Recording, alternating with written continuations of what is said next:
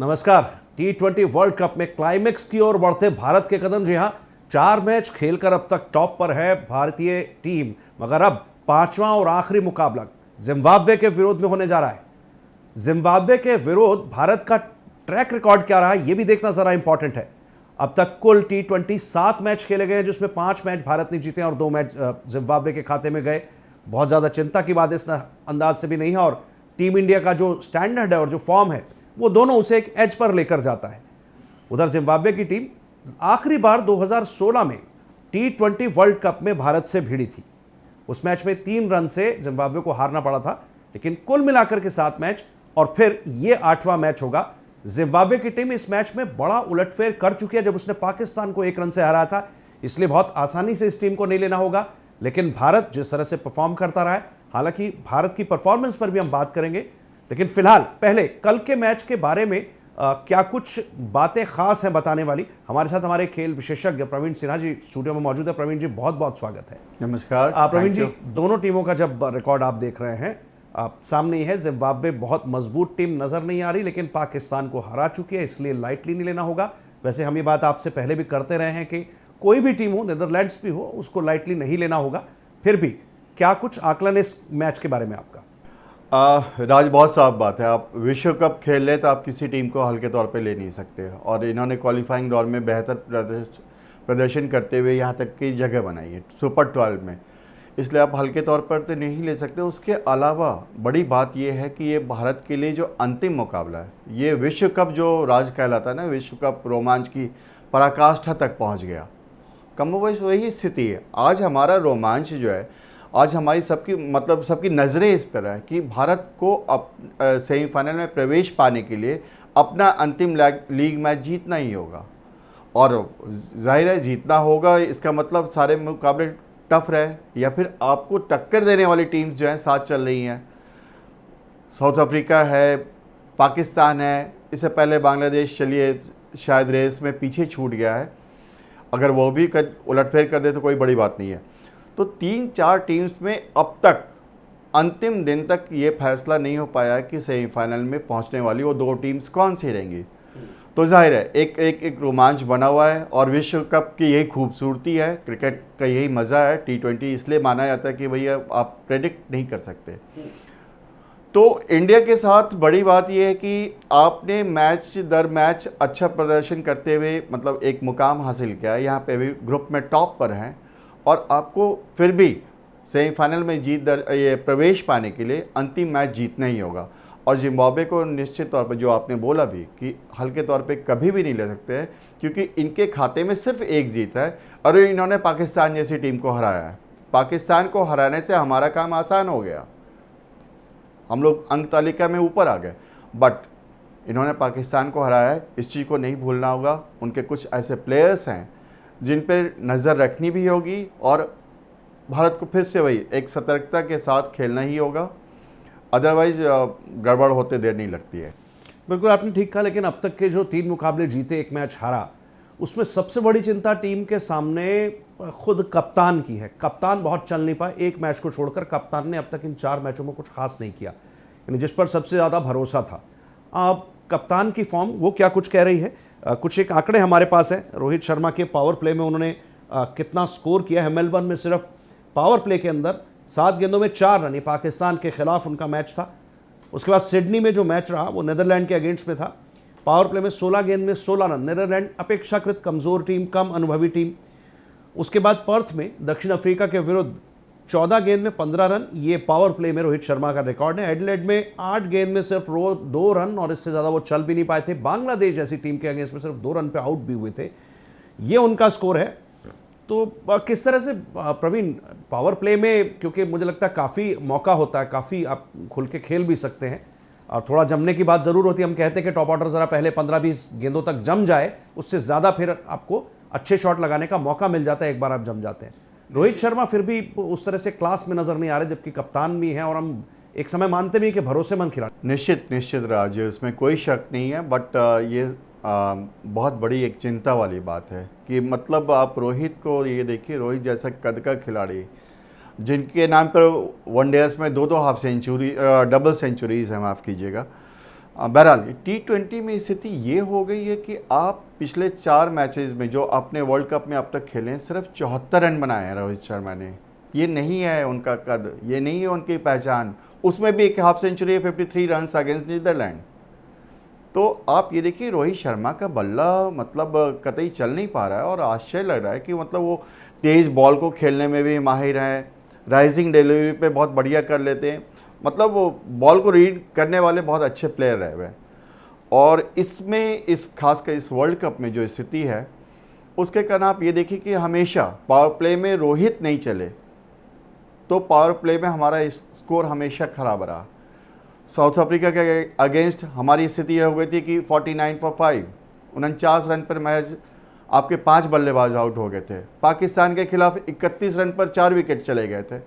तो राज ये ध्यान रखना होगा कि जब आप शुरुआत आपकी अच्छी नहीं होती है, और वैसे भी आप राहुल भी इवन पिछले मैच को छोड़ दें बांग्लादेश के अगेंस्ट, तो उसके अलावा वो चल नहीं पा रहे थे। एक हाफ सेंचुरी आई जिसके कारण हम लोग ये मान के चल रहे हैं कि चलो अब लय में आ गए। रोहित के नाम भी एक हाफ सेंचुरी है, और उस पर भरोसा इसलिए किया जा सकता है कि वो क्लास के प्लेयर है। आज नहीं तो कल जब भी वो चलेंगे तो चलेंगे ही, और बड़े मैच के खिलाड़ी हैं ये लोग। विराट कोहली, रोहित शर्मा, राहुल, सूर्य कुमार यादव लगातार अच्छा परफॉर्म कर रहे हैं। साथ में हार्दिक पांड्या का भी ये रोल अच्छा रोल चल रहा है। तो ये है कि रोहित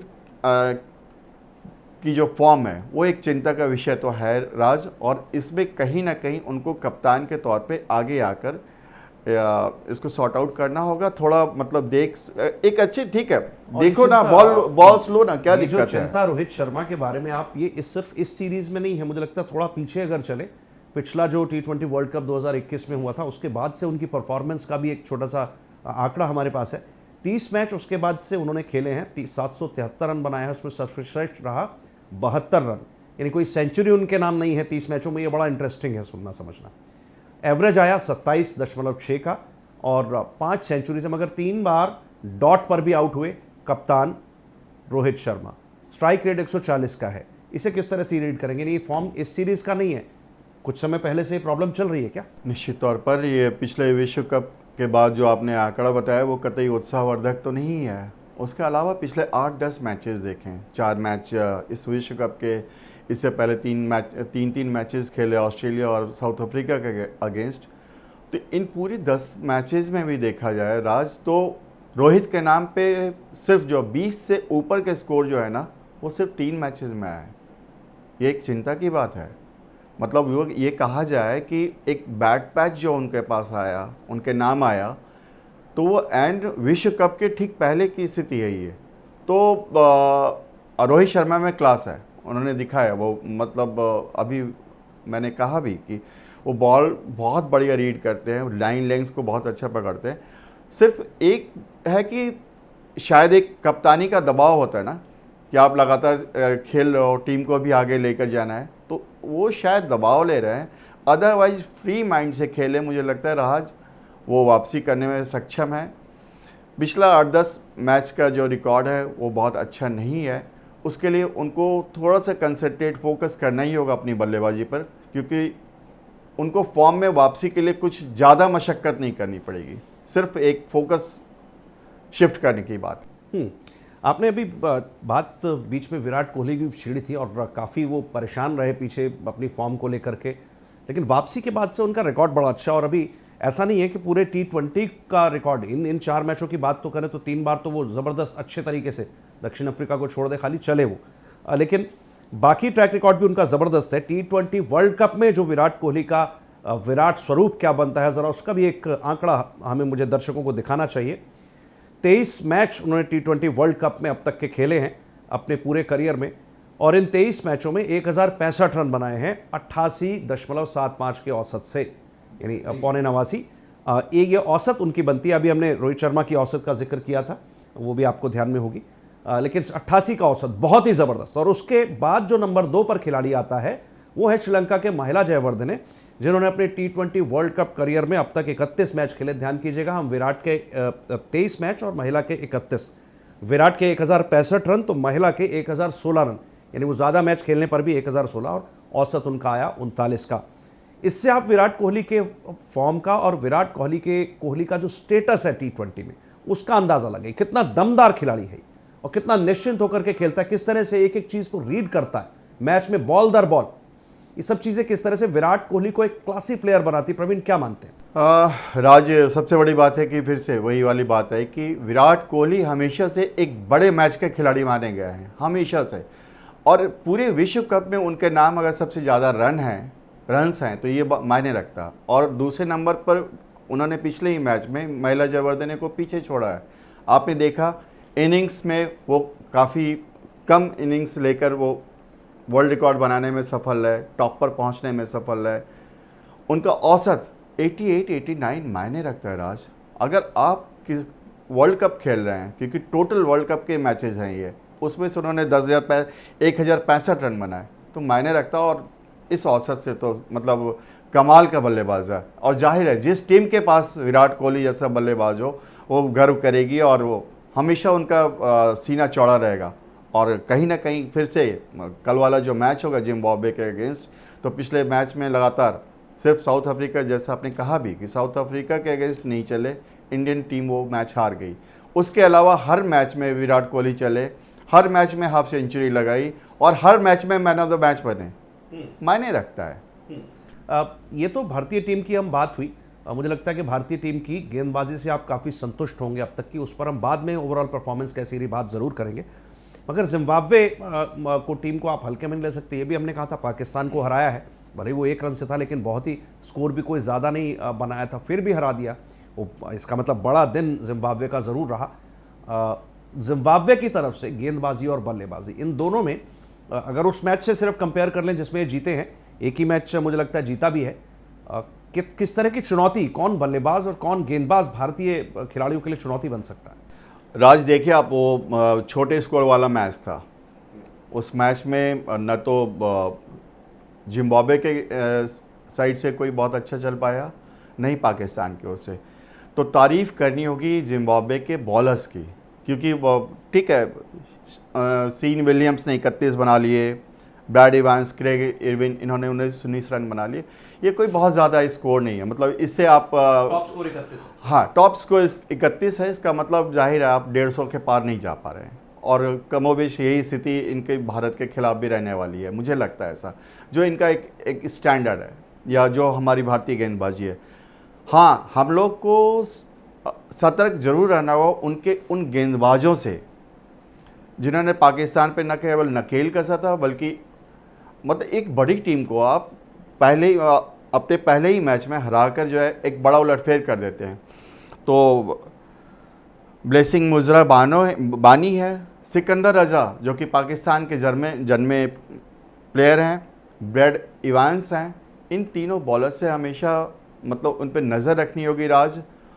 उनको सतर्कता से खेलना ही होगा, क्योंकि आप हल्के तौर पे नहीं ले सकते हैं।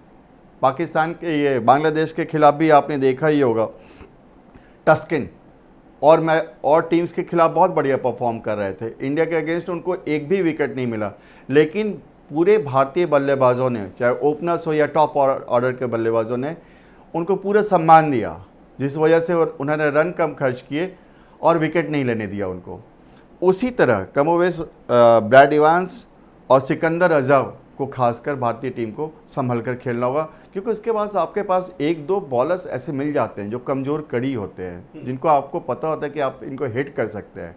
तो उसके बाद आप स्कोर आराम से 160, 70, 80 ले जा सकते हैं। पाकिस्तान जैसी मजबूत टीम के खिलाफ 6.25 की औसत से आप अगर गेंदबाजी कर पाके 3 विकेट 2 विकेट इस तरह का लेते हैं तो ये अपने आप में बड़ा कमाल है। और एक बड़े किफ़ायती गेंदबाज जिन्होंने 4.5 की औसत से भी मुझे लगता है वो भी, तो जिम्बाब्वे की गेंदबाजी में कुछ दम तो है, ये पाकिस्तान के विरुद्ध हुए मैच से हम जान सकते हैं, समझ सकते हैं। लेकिन एक ज़रा मुझे प्रश्न मन में आता है प्रवीण, बार बार भारतीय टीम के लिए हमने कहा था कि पिछली बार चैंपियन की तरह खेले, चैंपियन की तरह चले, और कुछ हद तक हमने स्वीकार भी किया, क्योंकि टीम 4 में से 3 मैच जीतकर इस समय टॉप पर है, ये हमें दिखाई देता है। यहाँ तक तो ठीक है, लेकिन जिस भारतीय टीम को हम जानते हैं, जिस टीम इंडिया, जिस चैंपियन टीम को हम जानते हैं, इस सीरीज में कम से कम चैंपियन टीम की वैसी चाल ज़रा मुश्किल दिखाई दी, क्योंकि ऐसा लगा कि हर मैच आखिरी गेंद तक जा रहा हो, हर मैच आप बड़े जो जीते भी हैं बड़े आसानी से नहीं जीते, गिरते पड़ते जीते। और बांग्लादेश ने तो अपने 5 रन वापस क्लेम कर ही लिए, वो आईसीसी जा रहा है। वो टीम में कहाँ समस्या दिखती है? टीम कॉम्बिनेशन में कुछ गड़बड़ है, कप्तानी में स्ट्रेटेजी में कोई प्रॉब्लम आ रही है, कप्तान खुद तो फेल हो ही रहे हैं, बाकी टीम का क्या हो रहा है? चैंपियन जैसी चाल, मुझे लगता है अभी उसके लिए थोड़ी टीम इंडिया को और मेहनत करनी पड़ेगी। राज, आपकी बात से मैं काफ़ी हद तक सहमत हूँ, काफ़ी हद तक सहमत हूँ, क्योंकि भारतीय टीम अंतिम ओवर्स में या बहुत कम रनों के मार्जिन से पाकिस्तान को हराया। बांग्लादेश के खिलाफ भी स्थिति अच्छी नहीं थी, लास्ट में जीत लिया बारिश होने के बाद, बहुत उम्दा। लेकिन इसका एक दूसरा पहलू भी है राज।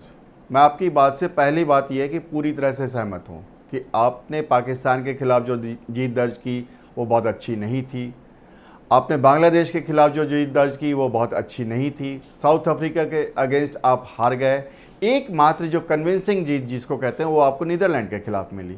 बट दूसरा पहलू भी है, दूसरा पक्ष भी है राज। भारतीय टीम यहाँ पर किताब के प्रबल दावेदार के रूप में ऑस्ट्रेलिया में आई है। आप इसको हल्के तौर पर लेने की हिम्मत ही नहीं कर सकते। कोई भी टीम हो, कोई भी टीम हो। इवन अभी जो अब हम लोग सेमीफाइनल में प्रवेश करने जाएंगे तो उधर से जैसे न्यूजीलैंड और इंग्लैंड की टीम पहुंच गई है, नो डाउट बहुत बढ़िया प्रदर्शन कर रही है। लेकिन क्या आपको लगता है कि Australia, New Zealand, England, Pakistan, south Africa कोई भी भारतीय टीम को हल्के तौर पे लेने की हिम्मत करे? एक बड़ी टीम है और ये हम लोगों की बात भी हुई थी, इस पर हम लोगों ने चर्चा भी की थी कि चैंपियन बनने के लिए आपको टुकड़ों में नहीं, समग्र रूप से प्रयास करना होगा। चाहे 2-3 जो शीर्ष बल्लेबाज हैं आपके वो परफॉर्म करें धुआंधार, बॉलर्स करें 3-4 कम से कम बॉलर्स सफल रहें, तो वो कंडीशन पूरी तरह से नहीं दिखा है। लेकिन आप टुकड़ों में ही देखें, लगातार विराट कोहली बहुत अच्छा परफॉर्म कर रहे हैं, सूर्य कुमार यादव का उनको बखूबी साथ मिल रहा है, इनके नाम 3 और 2 हाफ सेंचुरीज़ भी हैं। हार्दिक पांड्या लास्ट में आते हैं, उनके पास जितनी गेंद होती हैं उस हिसाब से वो बुरा परफॉर्म नहीं कर रहे हैं।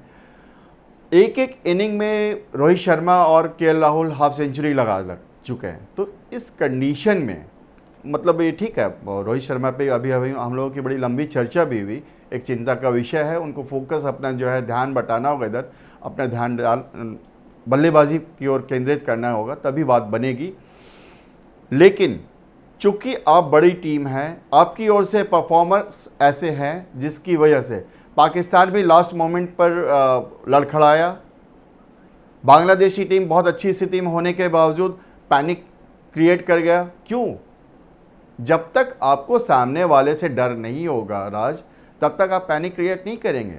तब तक आप लास्ट अंतिम 2 ओवर्स में ऐसी बॉल नहीं डालेंगे कि भाई बॉल वाइड भी जा रही है, बॉल नो बॉल भी हो जा रही है, जो मैं पाकिस्तान की बात कर रहा हूँ।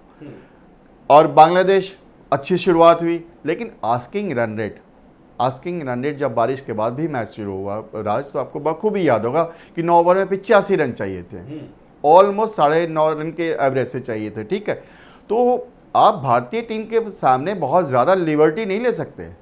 अर्शदीप की बॉल, भुवनेश्वर की बॉल, इसी तरह मोहम्मद शमी की गेंद, उनको बहुत आसानी से नहीं खेल पा रहे थे वो लोग। बारिश हुई थी, फिर भी हमारे तेज गेंदबाजों ने लगातार पूरे विश्व कप में इतना शानदार प्रदर्शन किया है राज, कि इसका एक खौफ था विपक्षी टीम पर उनके लिए, जबकि कुछ भी खोने को नहीं होता है। आप इस चीज़ को साइकोलॉजी समझे। हमेशा कोई जो मतलब जिम्बाब्वे के खिलाफ हम लोग 83 की बात होती है, वर्ल्ड कप की बात होती है कि भाई 19 रन पर 5 विकेट खो दिए थे और कपिल देव ने मैच जीता है, महान पारी खेली थी उन्होंने 175 रन की। तो इन लोगों को पता होता है, छोटी टीम्स जो होती हैं, बांग्लादेश हो, जिम्बाब्वे हो, नीदरलैंड्स हो, आयरलैंड हो, कि भाई खोने के लिए कुछ नहीं है। और भारत के खिलाफ अगर आप अच्छा प्रदर्शन करते हो तो रातों रात आप सितारा बन जाते हैं। आपके लिए कहिए कि जो विश्व का सबसे बड़ा महंगा लीग है, प्लेटफॉर्म, आईपीएल का दरवाज़ा खुल जाता है। तो खैर, लिटन दास ने अच्छी बैटिंग की थी। मैं पिछले मैच पे आ रहा हूँ कि लड़खड़ाते हुए जीतने की बात जो हो रही थी, लड़खड़ाते हुए जीत दर्ज करने की बात नहीं थी। वो अच्छी स्थिति में होने के बावजूद अनुभव में कम होने के कारण पैनिक क्रिएट कर गए, जिसकी वजह से उनको हार का सामना करना पड़ा। क्रिटिक्स ने कहा भी कि ये टीम इंडिया मैच जीती नहीं। कुछ क्रिटिक्स कह रहे थे कि दरअसल बांग्लादेश मैच हारी है, टीम इंडिया की जीत अपने कारणों से होती, पर बांग्लादेश की हार उनके कारणों से हुई। ये एक बड़ा लेकिन राज, मैंने ये कहा कि पैनिक क्रिएट क्यों किए, क्योंकि सामने वाले विपक्षी टीम का कद बहुत बड़ा था। टीम का एक, ठीक है आपकी बात ठीक है। तो जरा हम ये क्यों कह रहे हैं कि लड़खड़ाते हुए आप जैसे तैसे जीत हासिल कर रहे हैं, क्योंकि ये जरा ट्रैक इस सीरीज में, टूर्नामेंट में 4 मैच में आपने क्या किया है वो जरा देख लेते हैं। पहला मैच पाकिस्तान के अगेंस्ट में था, 4 विकेट से हरा, फिर नीदरलैंड को 56 रन से हराया। वो एक कन्विंसिंग, जैसा प्रवीण ने कहा, इकलौती ऐसी विन है जिसको आप कन्विंसिंग कह सकते हैं। फिर दक्षिण अफ्रीका ने आपको 5 विकेट से हरा दिया, और अंत में बांग्लादेश को 5 रन से हराया, जिस पर बांग्लादेश के नूरुल हसन ने डिस्प्यूट पैदा किया और आईसीसी जाने की बात की। हालांकि उसका बहुत कुछ होने नहीं वाला। फिर भी भारतीय टीम अगर इस स्थिति में है तो भारतीय टीम के बारे में अंत में मुझे जो 2 अभी तक की कमज़ोर कड़ियाँ, क्योंकि ये प्रदर्शन की बात हो रही है, वाला परफॉर्मेंस की, 2 कमज़ोर कड़ियाँ जिसके बारे में मैंने पिछले शो में एक शब्द इस्तेमाल किया था, और आपने मुझे उस शो के बाद में पूछा था कि दरअसल वो फंबल क्या थे। तो फंबल मुझे नज़र आए हैं अब तक दिनेश कार्तिक और अश्विन की तरफ से। अब बहुत अपने यानी नाम के हिसाब से और अपने रिकॉर्ड के हिसाब से उतना कन्विंसिंग खेल इस सीरीज़ में है नहीं। क्या लगता है आपको?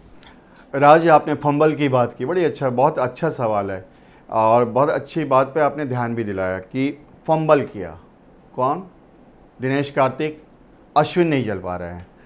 इसके ठीक पहले आपका सवाल था कि भारतीय टीम लड़खड़ाती हुई जीत रही है। क्यों भाई? हमारे बल्लेबाज टुकड़ों में ही सही, स्टार बल्लेबाज लगातार चल रहे हैं। गेंदबाजी में भुवनेश्वर, अर्शदीप और शमी बहुत शानदार प्रदर्शन कर रहे हैं। आपने अक्षर पटेल को और दीपक हुडा को टीम में लिया, इनको रिप्लेस किया आपस में। एक जो सबसे कमज़ोर कड़ी है वो कौन है? अश्विन है। अश्विन अब तक प्रभाव नहीं छोड़ पाए हैं। अश्विन पे आप ये भरोसा नहीं कर सकते हैं कि आपको मैच जिता कर ले जाएंगे।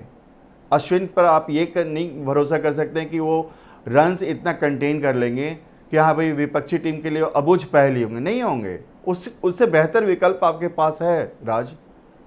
आपने युजवेंद्र चहल को, टीम प्रबंधन क्यों मतलब ऐसा सोच रहा है, उनकी क्यों ऐसी सोच है, समझ से परे है। क्योंकि युजवेंद्र चहल हमेशा आपका विकेट टेकर बॉलर है।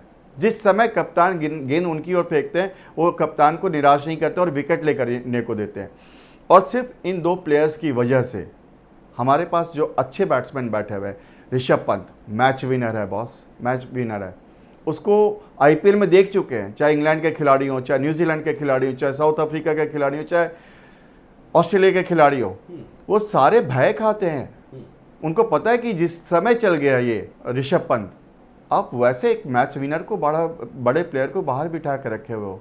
जबकि दिनेश कार्तिक ने ठीक है चंद मैचों में किया प्रदर्शन, लेकिन इनका भी इतिहास रहा हुआ है कि आपने विश्व कप में ऐसा नहीं कि पहली बार मौका दे रहे हैं आप, जब मौका दिए तो ये परफॉर्म नहीं कर पाते हैं, बड़े मंच पर नहीं कर पाते हैं। और ऋषभ पंत ने अपने आप को बड़े मैच में बड़ी टीम्स के खिलाफ परफॉर्म करके दिया है। तो इस कंडीशन में मुझे ये लगता है जो आज की तारीख में हम लोगों को सुनना पड़ता है कि कमज़ोर कड़ी या लड़खड़ाते हुए जीते या फंबल हुआ, उसके पीछे ये 2 प्लेयर्स हैं। इनकी जगह पे मुझे लगता है कि ऋषभ पंत और युजवेंद्र चहल की टीम में वापसी होनी ही चाहिए। जिन 4 टीमों का नाम लिया ऋषभ पंत के साथ जोड़ करके 3 टीमें ग्रुप 1 में हैं और अभी उनका सामना होना बाकी है। और ऐसा लगता है कि स्ट्रैटेजिकली शायद युजवेंद्र हों या ऋषभ हों, इनको आइंदा आने वाले अगले सेमीफाइनल, क्योंकि अभी कल का मैच, ये जिम्बाब्वे वाला मैच, उसके बाद 3 मैच आपके पास फाइनल तक के हैं खिताब जीतने के लिए। तो देखें कैसे इनका क्या इस्तेमाल होता है। इस सब के बीच अभी तक की जो अंक तालिका है वो एक बार मैं दर्शकों को दिखाऊं। और भारत 4 मैच में 3 जीत के साथ 6 अंक के साथ सबसे टॉप पर है। दक्षिण अफ्रीका 4 मैच खेला है, 2 जीते 1 हारा 1 धुला, तो 5 अंक हैं। पाकिस्तान 4 खेलकर 2 हार 2 जीत और 4 अंक, यही स्थिति बांग्लादेश की है। फिर जिम्बाब्वे 4 खेलकर सिर्फ 1 जीता है, 2 हारे हैं, और 1 जो जीता था वो पाकिस्तान के विरुद्ध, जिसकी हम चर्चा भी कर रहे थे और जिसमें हमने कहा कि भारतीय टीम को जिन 3 गेंदबाजों से चिंता करने की ज़रूरत है, उन्हें उन पर नज़र रखने की ज़रूरत है। ब्लेसिंग मुजराबानी जिन्होंने 4 ओवर में सिर्फ 18 रन दिए थे, तो ये भी बड़ा इंटरेस्टिंग है, 4.4 का एवरेज इनका आता है। सिकंदर रज़ा जिन्होंने 4 ओवर में 25 रन दे करके 3 विकेट हासिल किए थे, और ऐसे ही ब्रैड इवांस इन्होंने 2 विकेट 4 ओवर में 25 रन। तो ये चीज़ें हैं। नीदरलैंड सबसे आखिर में है।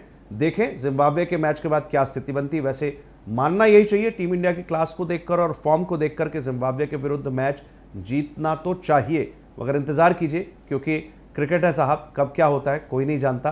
प्रवीण, आपका बहुत बहुत धन्यवाद इस चर्चा में जोड़ने के लिए, और 5 जने के दर्शकों से अभी के लिए अनुमति चाहता हूँ।